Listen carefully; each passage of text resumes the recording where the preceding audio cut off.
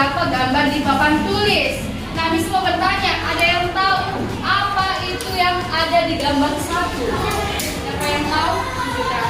Ayo, Stefani. Ini gambar perkebunan. Oke, kita masuk ke gambar kedua. Siapa yang tahu? Jonas. Pertanian. Baik. Gambar yang ketiga.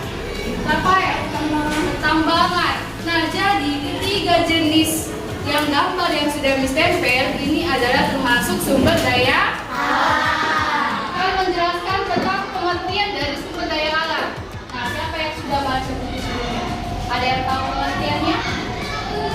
Belum? Oke, bisa kalian jelaskan.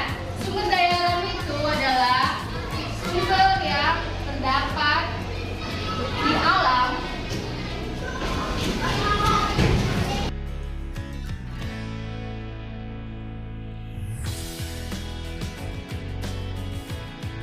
daya alam ini. Nah, ada dua jenis. Yang pertama, sumber daya alam dapat diperbaharui.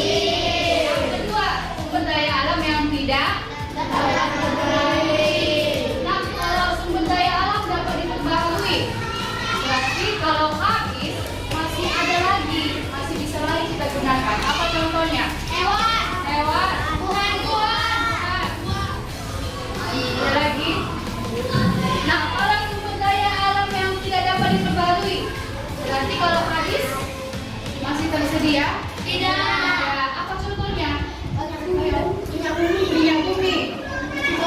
Batu bara. Nah, jadi dari gambar yang sudah Miss tempelkan tadi, kalau ini daerah perkebunan, ini ada hasilnya yaitu perkebunan apa ini? Nah, ini sumber daya alam apa nak? Dapat diperbarui. Kalau pertanian, dia menghasilkan apa? Padi. Ini adalah contoh sumber daya alam yang dapat diperbarui. Terakhir, ini adalah pertambangan. Tapi dia termasuk sumber daya alam apa? Tidak dapat diperbarui. Oke. Nah, Miss akan membagi kalian menjadi beberapa kelompok, ya. Ada yang 5 orang, ada yang 6 orang. Miss akan bagi, kemudian Miss akan berikan tugas atau LKPD, lembar kerja setiap kelompok.